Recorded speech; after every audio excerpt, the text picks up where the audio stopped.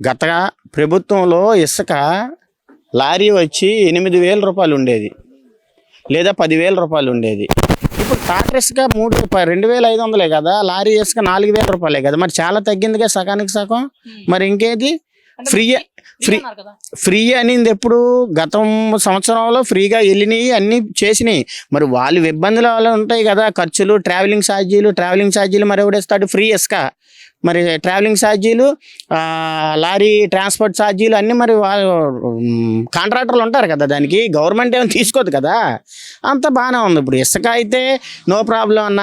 గత ప్రభుత్వంలోనే ఇబ్బంది పడింది, ఈ ప్రభుత్వంలోనూ కార్మికుడు అనేవాడు బాగా పనులు చేసుకుంటున్నాడు. అంటే ఇక్కడ గత ప్రభుత్వ హయాంలో కూడా ఇసుక మేము ఫ్రీగా ఇచ్చామని మాట్లాడుతున్నారు కదా. అసలు గత ప్రభుత్వ హయాంలో ఇసుక అనేది ఎలా ఉంది, ఇప్పుడు ఎలా ఉందంటారు?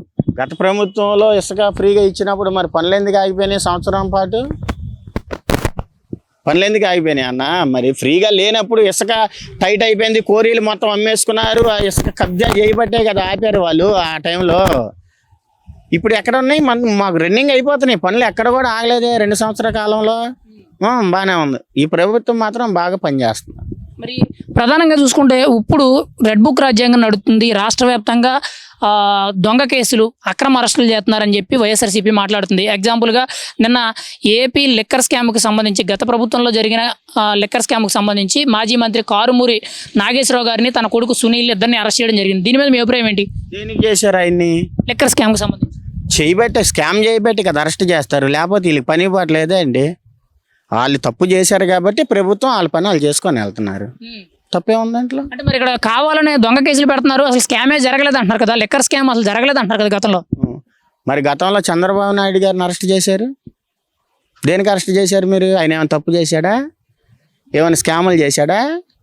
మరి మాజీ సీఎంగా అప్పుడైనా 5 సంవత్సరాలు, నా చిన్నప్పటి నుంచి వస్తున్నాను ఆయన్ని, ఇప్పుడు 4వ సారి 5వ సారి.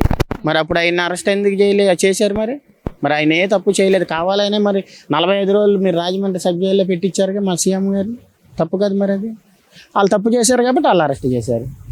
మరి ఎందుకు ఈరోజు కూటమి ప్రభుత్వం మీద వ్యతిరేకత అనేది పెరుగుతుందని అంటారు? అంటే ప్రభుత్వం అసలు ఇచ్చిన మాట ప్రకారం పథకాలు ఇవ్వడం లేదు, అభివృద్ధి లేదు, సంక్షేమం లేదు. ఇంకోవైపు చూసుకుంటే అంత అవినీతి, దోపిడీ, దోచేయడం తప్పితే ఏమీ లేదని మరి ప్రభుత్వం మీద ఎందుకు వ్యతిరేకత పెరుగుతుందంటారు రోజు రోజుకి? పథకాలు లేవంటే ఇచ్చిన హామీలు ఏ పథకం రాకంటుందో చెప్పండి. ఏ పథకాలు హామీ ఇచ్చినప్పుడు ఏ పథకం రాకంటుంది? అంటే మహిళలకి 1,500 పథకం ఏదైతే ఇస్తానన్నారో అది ఇవ్వాలని, అది ఒకటే మీరు ఖండిస్తున్నారు. ఏంటంటే ఇప్పుడు ఉచిత బస్సు అన్నారు, పింఛన్లు అన్నారు, ఫీ4 పథకాలు అన్నారు, మొన్న పిల్లల అమౌంట్లు అన్నారు, తల్లికి వందనం 1,500 రూపాయలు 5 నెలల్లో 4 నెలల్లో కొంత టైం ఉంది, అవి కూడా పడతాయి.